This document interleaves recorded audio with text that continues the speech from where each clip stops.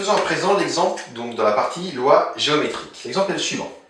Un concierge rentre d'une soirée dispose de n supérieur ou égal à 2 clés, dont une seule ouvre la porte de son domicile, mais il ne sait plus laquelle. La soirée a été un peu arrosée et après chaque essai, le concierge remet la clé dans le trousseau. Donc on peut dire que le concierge a un peu trop bu et que du coup il essaie une clé et qu'il ne pense pas à la mettre de côté, ce qui veut dire qu'à chaque fois il réessaye avec le même nombre de clés. On note x, la variable aléatoire, égale au nombre d'essais nécessaires pour trouver la bonne clé. Quelle est la loi de x? Alors ici, comment ça va se passer? X, ça correspond à quoi? X, c'est l'instant du premier succès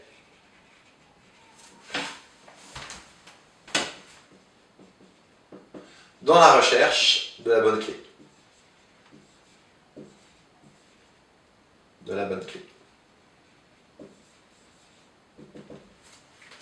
Chaque recherche de clé,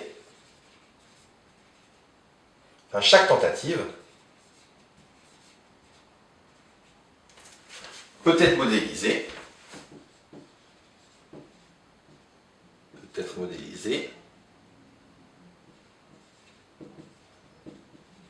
donc chaque tentative, je vais appeler i, peut être modélisée par la variable aléatoire que je vais appeler xi, qui va valoir 1 si c'est la bonne clé, donc 1 si ok, et 0 si non. En faisant ça, xi c'est quoi? Xi suit une loi Bernoulli de paramètres, j'ai oublié avec combien de clés, n, donc de paramètres 1 sur n, vu qu'à chaque fois, il a son trousseau de n clés, il en prend une au hasard, il essaye. Conclusion, je peux dire que x c'est quoi? C'est l'instant du premier succès dans une répétition de n épreuves de Bernoulli, qui sont celles-ci, et qui vont être indépendantes. Et donc je peux dire que x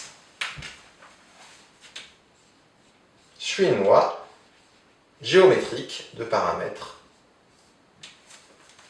1 sur n.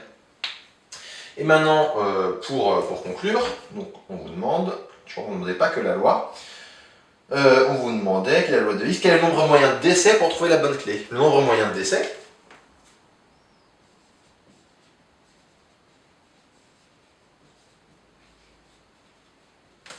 c'est donc l'espérance de x.